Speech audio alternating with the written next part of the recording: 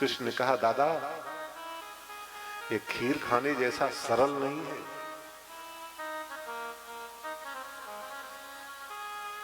ये मेरी वाणी का रहस्य, मेरा गीता सुनने वाला मेरा सखा, मेरा शिष्य अर्जुन ही समझ सकता है। और अर्जुन ने तलवार निकाली, उसकी मणि खींच ली, उसकी आधी दाढ़ी आधी मूछ निकाल दी, आधे बाल निकाल दिए और धक्का दे करके अपमानित करके उस ब्राह्मण को शिविर से निकाल दिया। क्योंकि शास्त्रों ने आदेश किया है कि वपनम द्रविणादानम स्थानम निर्यापणम तथा ऐसी ही ब्रह्म बंधूनाम वधो नान्योस्ति दैहिकः। वपनम द्रविणादानम और स्थानात निर्यापणम तथा, स्थान से धक्का देकर के किसी ब्राह्मण को निकाल देना और उसका सब कुछ खींच करके रख लेना, ये ब्राह्मण का वध है। ब्राह्मण का अगर अपमान हो गया तो वह मृत्यु के बराबर है, मृत्यु के तुल्य है। इसलिए ब्राह्मण भरसक प्रयास करे, अपने सम्मान की रक्षा, अपने गौरव की रक्षा स्वयं करे।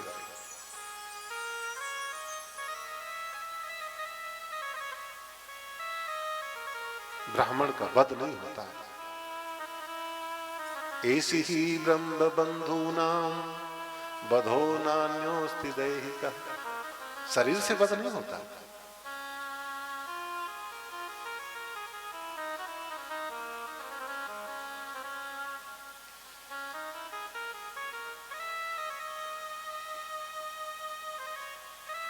जब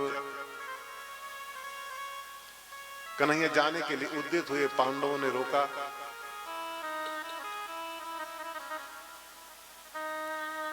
और उसी दिन पांडवों की पुत्र वधू रोते रोते कृष्ण की चरणों में आई। पाहि पाहि महायोगिन देव देव जगतपते नान्यम त्वद्भयं पश्ये यत्र मृत्यु परस्परम्। रक्षा करो प्रभु। कन्हैया ने कहा, मुझसे रक्षा क्यों मांगते हो? तुम्हारे तो ससुर भी हैं, धर्मराज युधिष्ठिर भी हैं, भीम भी हैं, नकुल सहदेव भी हैं, अर्जुन भी यहीं बैठे, इनसे रक्षा मांगो ना।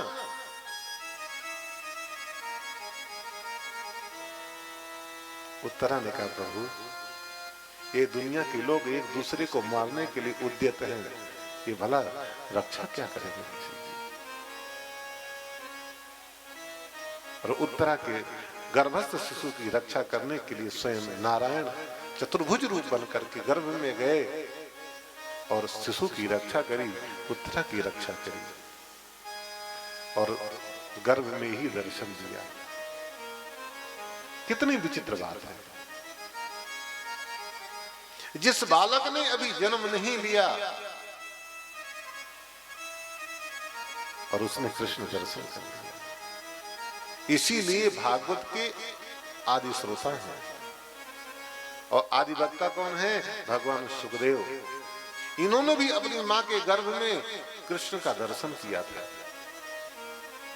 भगवान नारायण का दर्शन किया था। व्यास जी की पत्नी बिटिका के गर्भ में जब सुखदेव 12 वर्षों तक निवास करने लगे तो वहां से वेद ध्वनि प्रकट हो रही थी। बिटिका ने कहा कि भगवान देखो, मेरी गर्भ से वेदों की ध्वनि प्रकट हो रही है। भगवान वेद व्यास ने कहा, ये कोई साधारण संत नहीं है, कोई विद्वान नहीं है, बहुत उच्च कोटि का विद्वान है। बिटिका ने कहा, तो इसे प्रार्थना करो कि ये बाहर आवे, जन्म ले।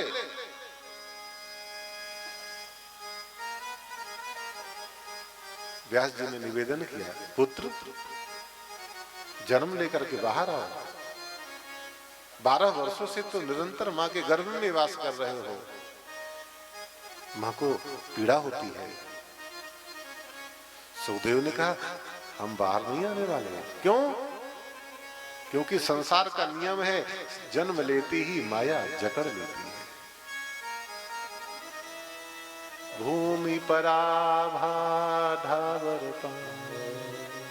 जैसे एक बूंद आकाश से जब गिरती है तो वह निर्मल और स्वच्छ होती है, परंतु जब वो पृथ्वी में आती है वह बूंद उस धूल के प्रभाव से अपना अस्तित्व खो देती है, तो धूल में ही बन जाती है, मिट्टी में मिल जाती है। इसी तरह यह जीव जब ईश्वर से अलग होकर के चलता है इस संसार के लिए, तो यह स्वच्छ और निर्मल रहता है, परंतु जन्म लेते ही ये माया से जकड़ जाता है और ये सब कुछ भूल जाता है। इसलिए हम जन्म नहीं लेंगे, अपन तो यही अच्छे हैं, हम तो यही स्वाध्याय करते हैं, यही कृष्ण का चिंतन करते हैं, यही प्रभु का भजन करते हैं, बहुत अच्छी जगह है। वेद व्यास ने कहा नहीं, जन्म तो लेना पड़ेगा। बोले तो इस बात की गारंटी है किसी के पास कि माया मुझे ना व्यापे, माया से मेरी रक्षा कौन करेगा? वेद व्यास ने कहा मैं रक्षा करूंगा, मैं वादा करता हूं कि तुमको माया नहीं व्यापेगी, तुम जन्म लेकर आओ। तो सुखदेव हंसने लगे। जो स्वयं बंधा हुआ है वो मुझको वादा कर रहा है कि तुम माया से नहीं बंधोगे। अब आपके हाथ पैर बांध करके डाल दिए जाए और आप दूसरे साथी से कहो कि चिंता मत करो, मैं तुम्हें बंधने नहीं दूंगा, कभी ऐसा हो सकता है? अरे श्रीमान जी तुम खुद बंधे पड़े हो। व्यास जी ने कहा तो क्या करें? बोले स्वयं नारायण अगर मेरे गर्भ में आकर के इस बात को कहें कि सुखदेव तुम जन्म लेकर के जाओ, माया मेरी तुमको नहीं व्यापेगी, तो मैं जन्म लेकर आऊंगा। और भगवान वेद व्यास की प्रार्थना पर स्वयं नारायण चतुर्भुज रूप में आए और सुखदेव को दर्शन देकर के वादा किया कि हे सुखदेव, दुनिया को माया व्यापेगी परंतु वो माया तुम्हें नहीं व्याप सकती है, तुम्हारा तुमको छू भी नहीं सकती है। और जन्म लेते ही प्रगाढ़ वैराग्य को स्वीकार करके वन में चले गए। इसीलिए भागवत के आदि वक्ता सुखदेव हैं और आदि श्रोता महाराज परीक्षित हैं।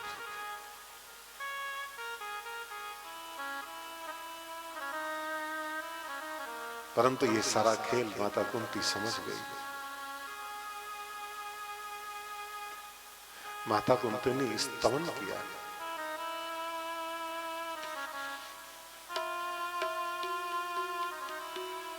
नमस्ते पुरुषं त्वाद्यम्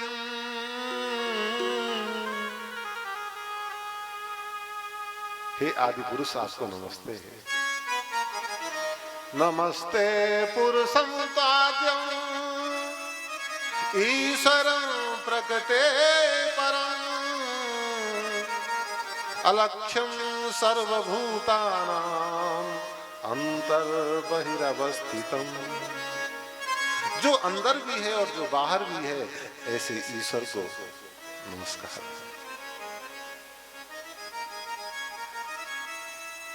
कन्हैया ने मैंने पूछा, बुआ जी तुमने कब देखा? यहां तो स्पष्ट रूप से कहा ना, आप प्रकृति से परे हैं।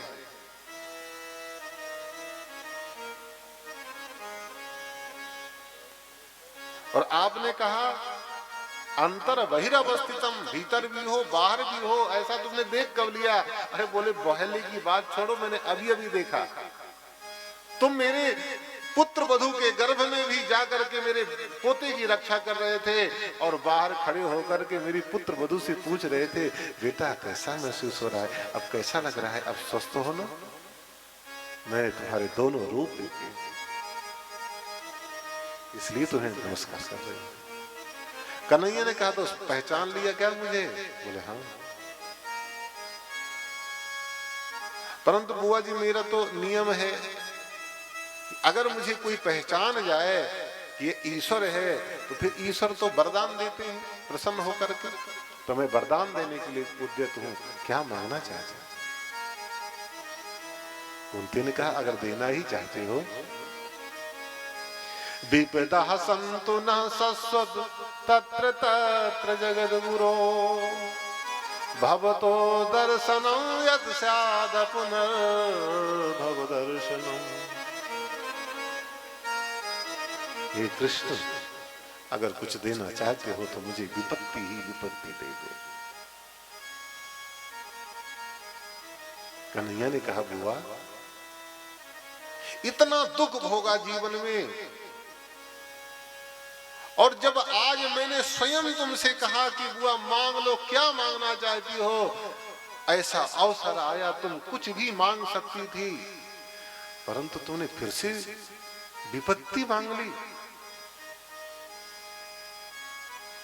विपदो नैव विपदः संपदो नैव संपदः विपद विस्मरणं विष्णो संपत नारायण स्मृति।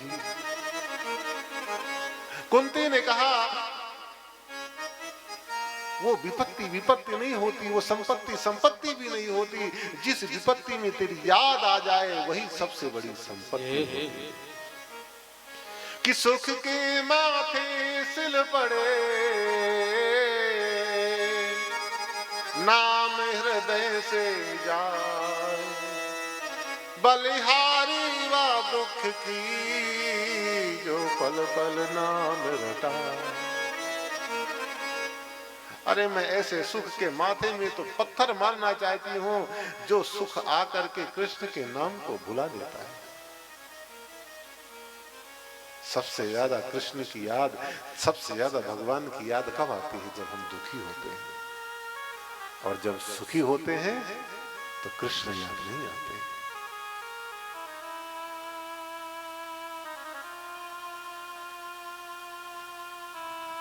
एक संत ने,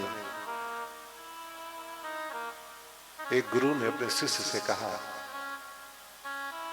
बेटा भजन किया करो।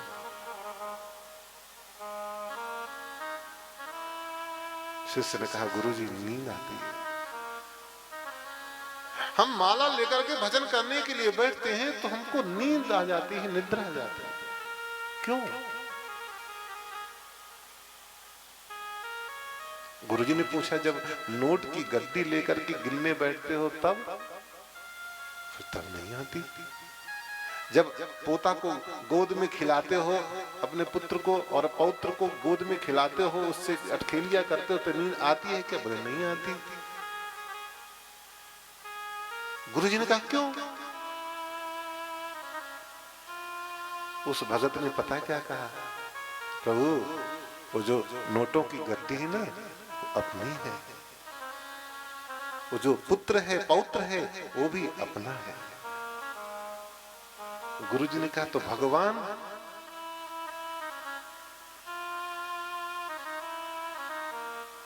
गुरुजी ने कहा जिस दिन तुम भगवान को अपना मान लोगे तो भगवान के भजन करने में निद्रा नहीं आएगी, और जब तक तुम भगवान को अपना नहीं मानोगे तो भगवान के नाम को जपने में निद्रा आती रहेगी। तुम नोटों की गड्डियों को अपना मानते हो, इसीलिए नींद नहीं आती। बेटा मेरा है, पौत्र मेरा है, बेटी मेरी है, धन संपत्ति वैभव गाड़ी मकान दुकान सब मेरा है, इसलिए इसमें नींद नहीं आती, क्योंकि वो अपना है, मेरा है। भगवान मेरे नहीं है, इसलिए तो नींद आती है। सारी गड़बड़ यही है।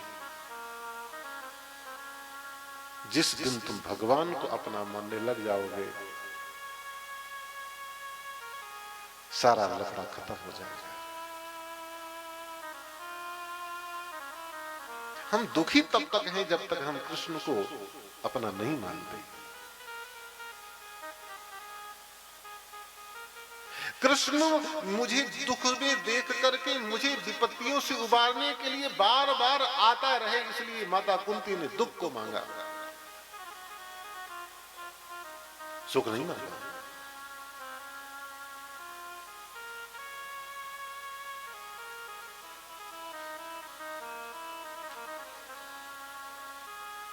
अंततः सभी पांडवों ने कृष्ण को राजमहल में ले जाकर के भोजन कराया और शयन करवाया। धर्मराज युधिष्ठिर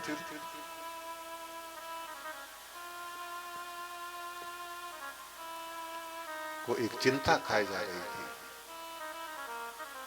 मेरे मन में राज की अभिप्सा जागृत हुई, जिसके कारण से मैंने अपनों का वध किया और अपनों से लड़ाई करी और कितने मेरे मारे गए।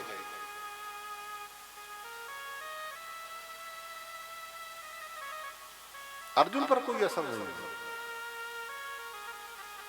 जबकि बड़े भाई हैं धर्मराज युधिष्ठिर, अर्जुन छोटे हैं। अज्ञान तो छोटे में होना चाहिए, बड़े पर नहीं होना चाहिए। परंतु यहाँ छोटे पर अज्ञान नहीं है, बड़े पर अज्ञान छाया हुआ है। छोटे पर क्यों नहीं है?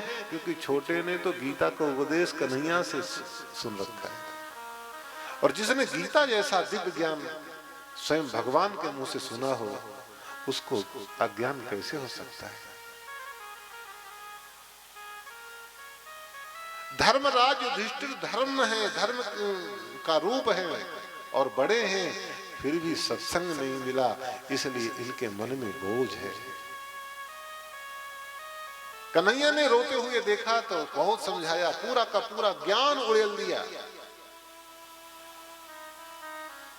धर्मराज युधिष्ठिर को समझ में नहीं आया। क्यों? क्योंकि धर्मराज युधिष्ठिर की नजर में कन्हैया अभी छोटे हैं, लाला है।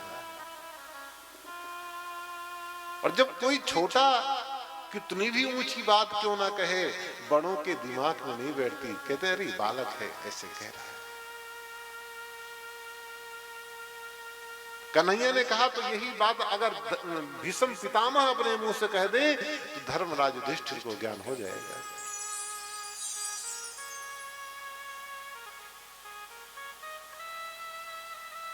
आज धर्मराज युधिष्ठिर को लेकर के भीष्म पितामह के पास पहुंचे। उन्होंने राजनीति की शिक्षा दी। दान धर्मान राजधर्मान मोक्ष धर्मान विभागशः स्त्री धर्मान भगवत धर्मान समासव्यास योगतः। कुछ चीजों को संक्षेप में बताया तो कुछ चीजों को बहुत विस्तार से बताया। सबसे पहले स्त्री धर्म को बताया। स्त्रियों का सबसे बड़ा धर्म पता है क्या होता है? पति देव न दूजा, पति देव से बढ़कर के दूसरा कुछ नहीं होता।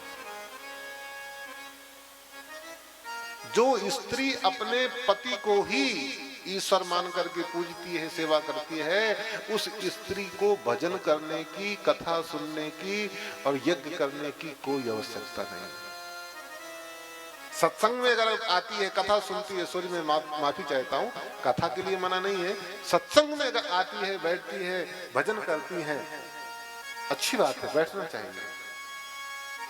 परंतु एक बात जरूर ध्यान दे लेना कि अगर कोई स्त्री अपने पति को भगवान मान करके पूजती है, उसको किसी भी प्रकार का यज्ञ करना, तपस्या करना, तीर्थाटन करना, गंगा आदि नदियों में स्नान करना जरूरी नहीं।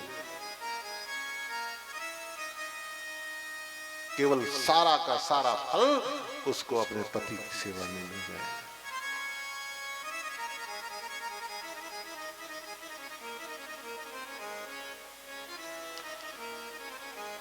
राजधर्म, राजनीति के विषय में बताया। भीष्म पितामह ने कहा राजनीति पूर्वाग्रह से ग्रस्त नहीं होनी चाहिए।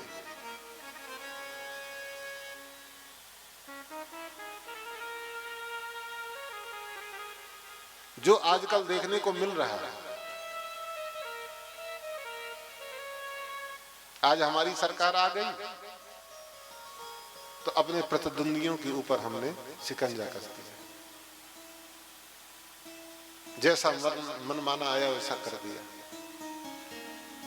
अपने मन मुताबिक जब कोई राजा जांच एजेंसियों को, सुरक्षा एजेंसियों को चलाने लग जाता है, यही अधर्म है। राजा को चाहिए कि वो अपनी प्रजा का पुत्रवत पालन करे। जैसे एक पिता अपने पुत्रों में भेद नहीं करता, बड़ा बेटा भी समान है, बीच वाला बेटा भी समान रूप से है और छोटा बेटा भी उतना ही प्यारा है। इसी तरह से अगर कोई सत्ता पर बैठा है, कोई राजा राज्य कर रहा है, तो उसका धर्म होता है कि समस्त वैर भाव को छोड़ करके प्रजा को एक समान सुरक्षा दे, एक समान सबका पोषण करे। और अगर वो ऐसा नहीं करता है तो वो राजा कहलाने का अधिकारी नहीं है, वो सत्ता में बैठने के लायक नहीं है।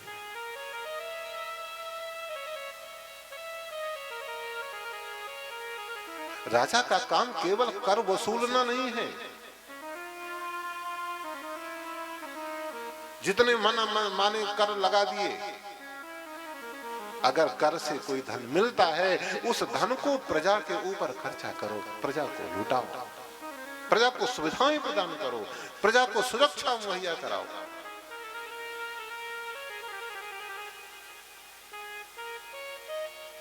ये राजा के धर्म है।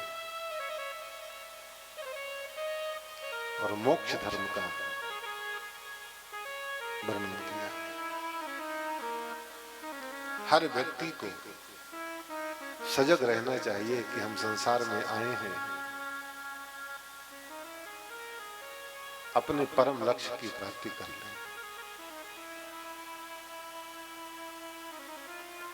हम कौन हैं, कहां से आए हैं, क्यों आए हैं, इसका गहन चिंतन चित्त में चलता रहना चाहिए। जब आप इस चिंतन को चित्त में बिठाओगे तो आपको ज्ञान होगा कि चल रे हंसा अमर लोक को, यहां नहीं कोई तेरा। जग वालों का हुआ सवेरा तेरा, जग वालों का हुआ तेरा हुआ सवेरा। संसार वालों के लिए रात्रि है, तेरे लिए तो सवेरा हो गया। उठ, अपने अनंत की यात्रा में चल।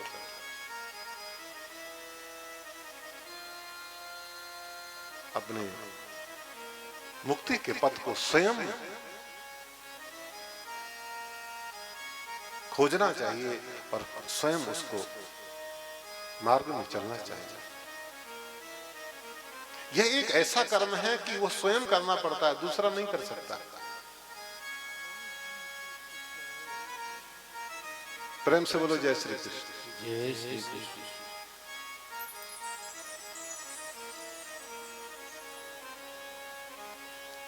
पांडवों से कहा सभी दूर चले जाओ। क्यों? मुझे दो शब्द द्वारकाधीश से बात करनी।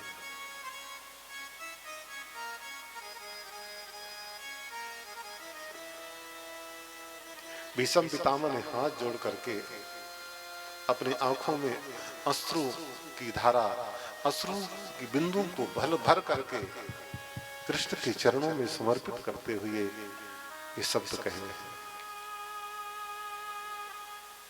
इति मत रूप कल्पिता वितृष्णा भागवत सात्वत पुंगवे विभूमि।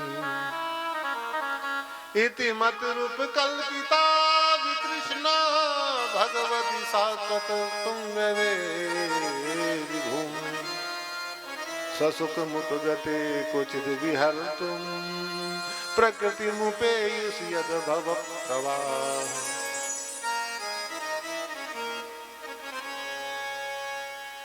एक नैया, एक मेरी बेटी है और मैंने बेटी को एक बड़ा ही सुंदर वर ढूंढा है। कौन है?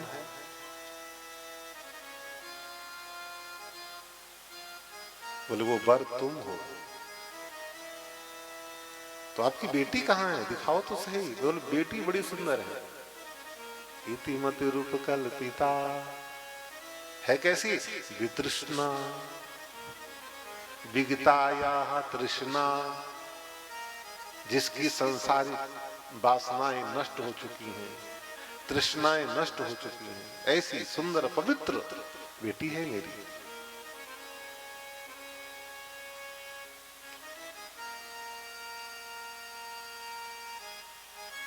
भगवान ने कहा अगर बेटी के लिए वर आपने मुझे देखा है तो वर में कोई खासियत होगी तभी तो देखा है। जब हम अपनी बेटी के लिए वर देखने जाते हैं बहुत विचार करते हैं, हमारी बेटी के लायक है कि नहीं है, क्या करता है, कितना कमाता है, घर कैसा है, स्वभाव कैसा है, शील कैसा है। क्या सब चीजें आपने अपनी बेटी के लिए मुझ में उपयुक्त पाई हैं क्या? बताओ तो सही, क्या ऐसा देख लिया तुमने जो बेटी, मति रूपी बेटी देना चाहते हैं? त्रिभुवन कमलम तमाल वर्णम। जब कोई पिता अपनी बेटी के लिए वर देखने जाता है तो सबसे पहला उसके स्वरूप को देखता है, सुंदर है कि नहीं है। कोई भी बेटी का पिता अपनी बेटी के लिए काला कलूटा वर नहीं पसंद करता। हर बेटे, हर बाप की तमन्ना होती है कि मेरी बेटी के लिए कोई राजकुमार जैसा दूल्हा मिले।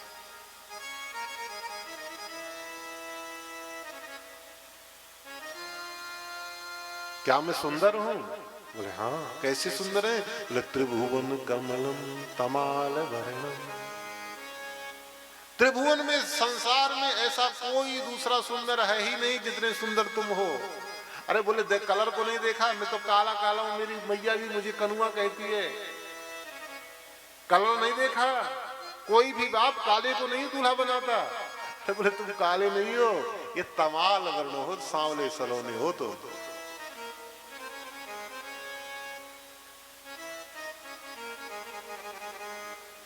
अच्छा,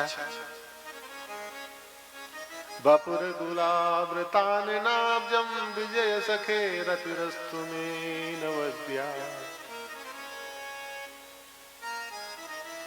पर तुमने मेरा शील, स्वभाव, मेरा आचरण तो देखा नहीं होगा। बोले नहीं देखा मैंने। कहां? बोले युद्ध क्षेत्र में।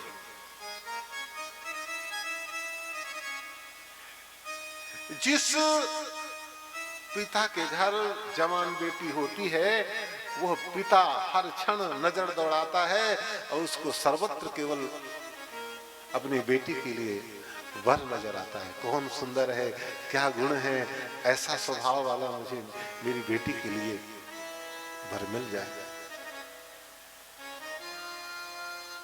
देखो तो कितनी बड़ी विडंबना। युद्ध क्षेत्र में जहां पर बाण चलाए जा रहे थे वहां पर भीष्म पितामह ने अपनी बेटी के लिए वर ढूंढ लिया।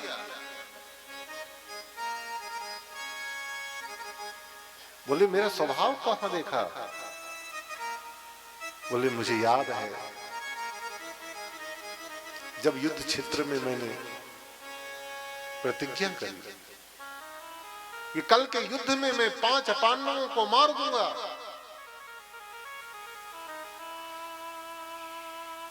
और मेरी प्रतिज्ञा आपको ज्ञात हुई। आपने क्या किया था?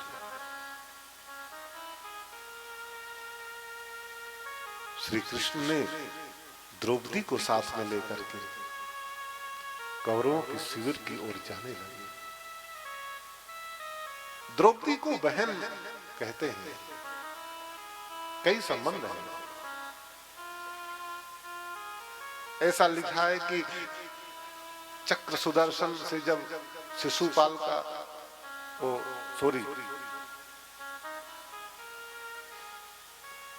चक्र सुदर्शन से उंगली कट गई तो द्रौपदी ने अपनी साड़ी का पल्लू फाड़ करके हाथ में बांध दिया। उसको रक्षा मान करके, राखी मान करके द्रौपदी को बहन बना दी।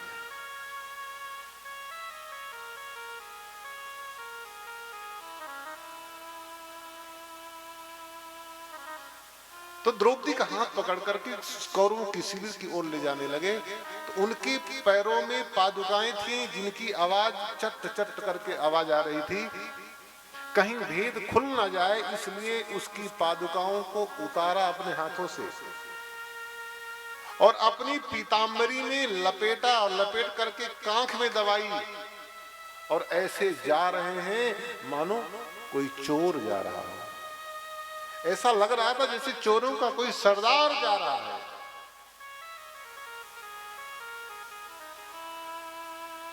और जब भीष्म पितामह की कुटिया के पास में पहुंचे,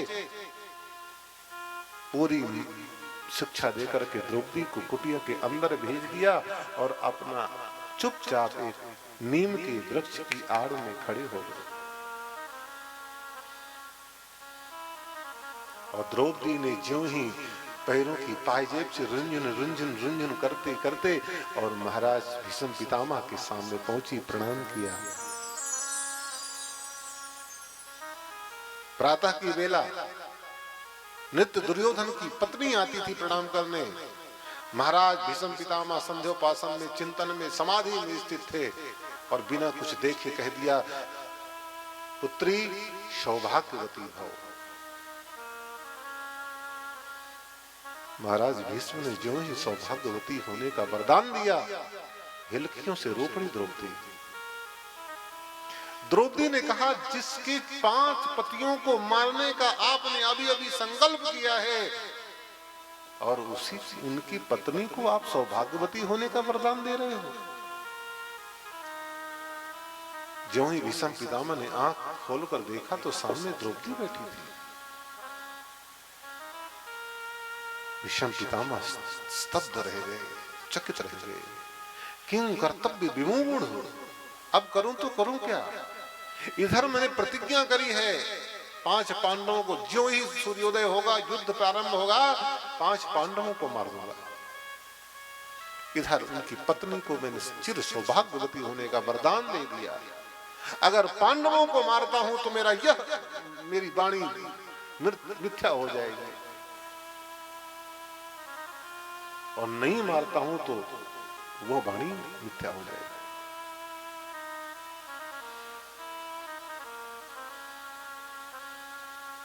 परंतु भीष्म पितामह ने कहा, द्रौपदी एक बात बताओ। बोले हाँ बता, पूछो महाराज। तुमको कौन लेकर आया है? पहले तो द्रौपदी घबराई, बोले नहीं मैं तो ऐसे ही आई थी, मैंने सोचा प्रणाम कर। नहीं नहीं नहीं, झूठ मत बोलो, तुम यहां आई नहीं हो, तुम लाई गई हो। मैं केवल वो जानना चाहता हूं जो तुमको लेकर के आया है वो कहां है। द्रौपदी ने पेड़ की तरफ देखा तो भीष्म पितामह ने भी देखा तो वहां पर श्रीमान जी चोरों की तरह झांक रहे थे।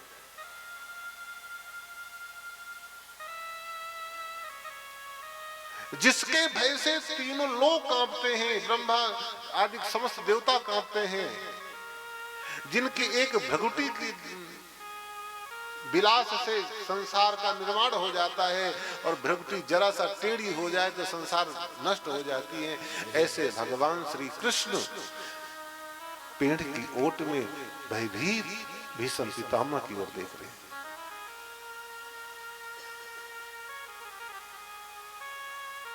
भीष्म पितामह ने इशारा किया, इधर आओ।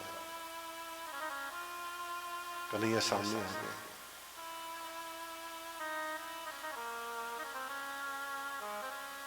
भीष्म पितामह ने कहा, तुमने मेरी प्रतिज्ञा तोड़ी। मेरी प्रतिज्ञा तोड़वाई तुमने। ले बेटी, ये 5 बाण जो मैंने तुम्हारे पतियों को मारने के लिए रखे थे वो ले जा। नहीं मारूंगा, मेरी प्रतिज्ञा टूट गई। परंतु जिसने मेरी प्रतिज्ञा तोड़वाई है मैं उसके भी प्रतिज्ञा को नहीं छोड़ूंगा। आज मेरी प्रतिज्ञा करता हूं। तुमने प्रतिज्ञा करी थी ना कि मैं पांडवों की तरफ से केवल रथ चलाऊंगा, अस्त्र नहीं उठाऊंगा। आज जो हरि न अस्त्र गहाऊं तो लाजूं गंगा जननी को शांतनु सुत न कहा। अगर मैं श्री हरि श्री कृष्ण को अस्त्र उठाने में मजबूर नहीं कर दिया तो मैं गंगा का पुत्र और शांतनु बिहारी का पुत्र नहीं हूं।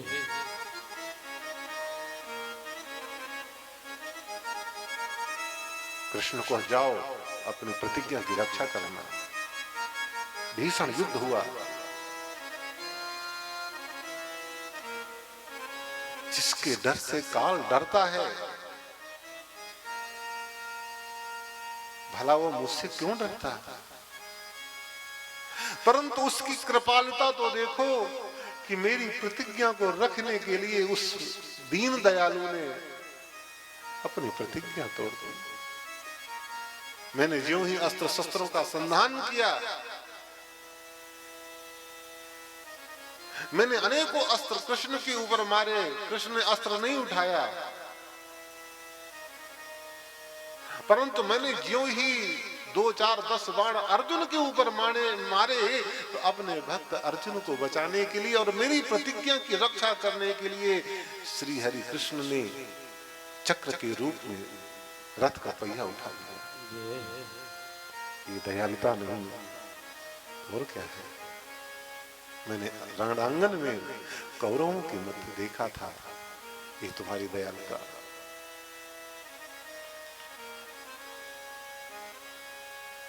बहुत सुंदर कथाएं हैं और कृष्ण का चिंतन करते करते करते कृष्ण में ही अपनी आत्मा को विश्रांति प्रदान कर दिया।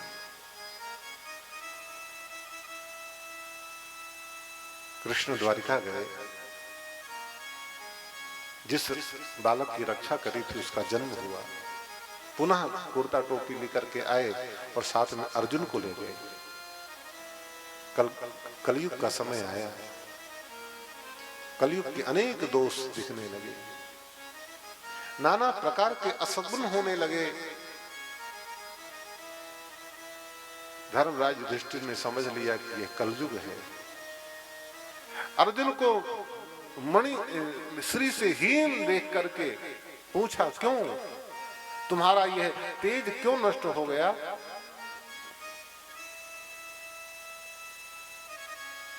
अर्जुन ने कहा, प्रभु भैया वंचितो हम महाराज हरिना बंध रूपिना एन में परितम तेजो देव विस्मापन महत्। हमारे जिस तेज को देख करके देवता लोग भी कांपा करते थे, आज वह तेज नष्ट इसलिए हो गया कि हमारे अपने बंधु श्री कृष्ण इस धराधाम को त्याग करके स्वधाम को चले गए। इस बात को ज्यों ही कुंती ने सुना तो जैसे राम के वियोग में दशरथ जी राम राम कही राम कही, राम राम कही राम, तनु परिहर रघुबर विरह राम गयो। जैसे राम के वियोग में महाराज दशरथ ने अपने प्राणों का परित्याग कर दिया, ऐसे ही माता कुंती ने कृष्ण कृष्ण कृष्ण कृष्ण कहते कहते प्राणों का परित्याग कर दिया।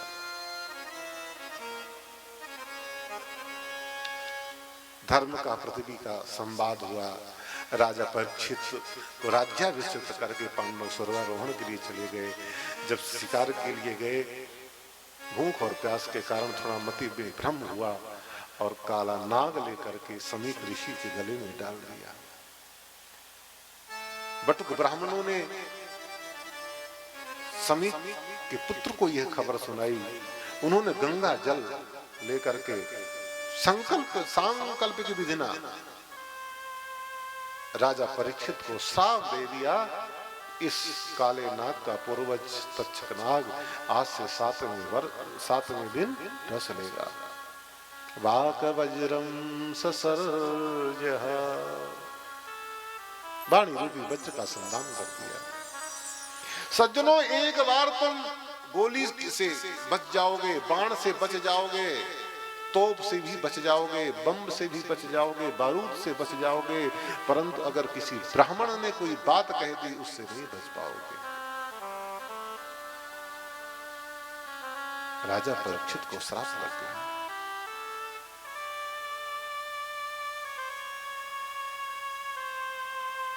मृत्यु को सामने देख करके राजा परीक्षित यमुना के, गंगा के किनारे एक विशाल वृक्ष के नीचे बैठ करके शांत स्वरूप चिंतन करने लगे। सभी महात्मा ऋषि वहां पर आकर के बैठ गए और उन्हीं के मध्य में तत्रा भगवत भगवान व्यास पुत्र, उन्हीं के मध्य में भगवान व्यास के पुत्र सुखदेव भी प्रकट हो गए। सुखदेव जी को सामने देख करके अर्घपाद से पूजन किया और उनसे प्रश्न कर दिया। अतः प्रक्षामि संसिद्धिं योगिनां परमं गुरुं पुरुषस्य हेयत कार्यं म्रियमाणस्य सर्वथा। प्रभु, इस संसार में जो मरने वाले व्यक्ति हैं उनको क्या करना चाहिए? ये परीक्षित राजा परीक्षित, ये जो है महाराज परीक्षित का प्रश्न नहीं, ये हम सब का प्रश्न है। क्योंकि 7 दिन में केवल परीक्षित ही नहीं मरेंगे, हम सबको 7 दिन में ही मरना है। रवि सोम मंगल बुध गुरु शुक्र शनि, रवि से लेकर के शनि तक में हम सबको मरना है। इन 7 दिन के अलावा 8वां दिन किसी को नहीं है। तो जो उपाय बताया वो कल हम आप सबको सुनाएंगे। समय बहुत हो रहा है, आप लोग बड़े भाव से, बड़े धीरता से सुन रहे हैं, तो सुनाने में भी बहुत अच्छा लगता है। कल से भी यही समय रहेगा। शाम से 6 बजे से लेकर के 9 बजे तक या 10 बजे तक समय रहेगा। आप लोग समय से पधारिएगा। आज इंद्र देवता ने भी बड़ी कृपा करी थी, परंतु जैसे जैसे सब व्यवस्थाओं को ठीक किया गया और पुनः ये कथा हो पाई। तो यहाँ काम करने वाले हमारे जितने भी बंधु हैं उनको भी बहुत बहुत धन्यवाद।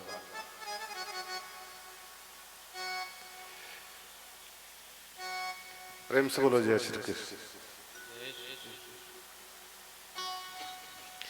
श्यामा हृदय कमल सो प्रगट्यो, श्यामा हृदय कमल सो प्रगट्यो, श्याम हृदय को भार वृंदावन प्यारो वृंदावन,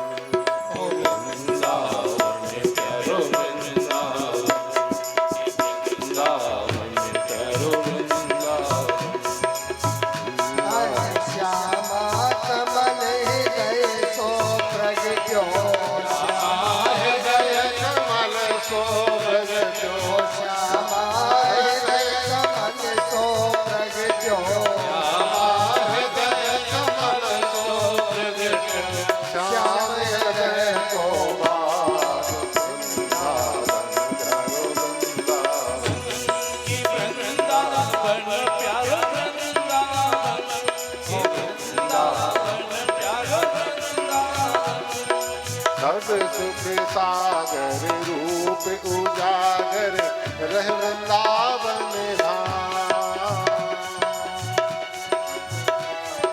रूप उजागर रह वृंदावन धाम, रूप गोस्वामी को प्रगट कियो जान, रूप गोस्वामी प्रगट कियो जान, गोविंद रूप निधान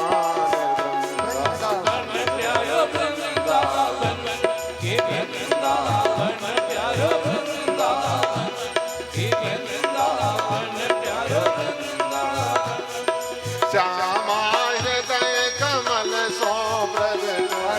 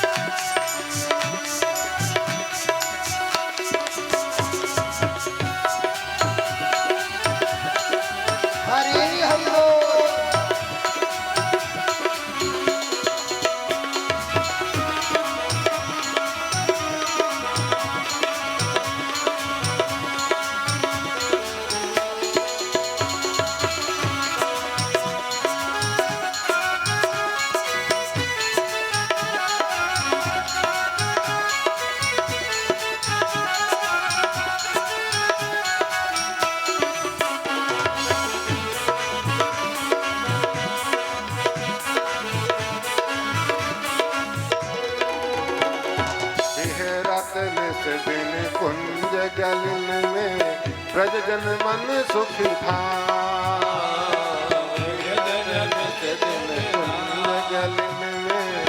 ब्रज जन मन सुख था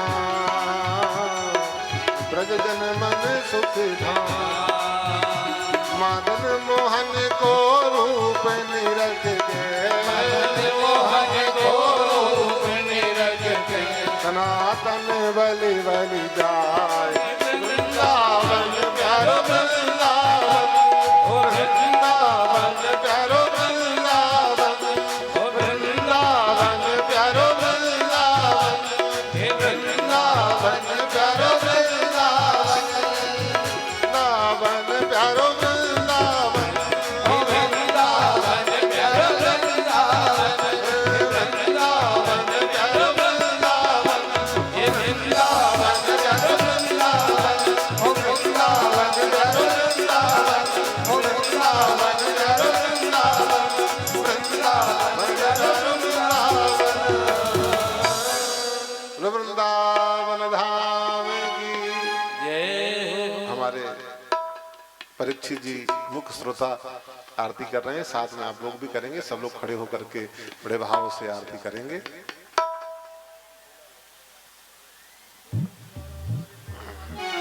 ज्वालामालिनी सर्वेश्वर्यै नमः। गंगारति संपूज्य हरे पाके बिहारी तेरी आरती गाओ, पाके बिहारी तेरी आरती गाओ। ओ आरती गाओ प्यारे तेरा गुण गाओ, ओ आरती गाओ प्यारे तेरा गुण गाओ, तेरा गुण गाओ प्यारे आपको बताओ, ओ तेरा गुण गाओ प्यारे आपको बताओ। पाके बिहारी तेरी आरती गाओ, पाके बिहारी तेरी आरती गाओ। चरणों से निकले गंगा प्यारी, चरणों से निकली है गंगा प्यारी, जिसने सारी दुनिया तारी, जिसने सारी दुनिया तारी। तेरे उन चरणों में शीश नवाओ, पाके बिहारी तेरी आरती गाओ, तेरे घर तेरी आरती गाओ।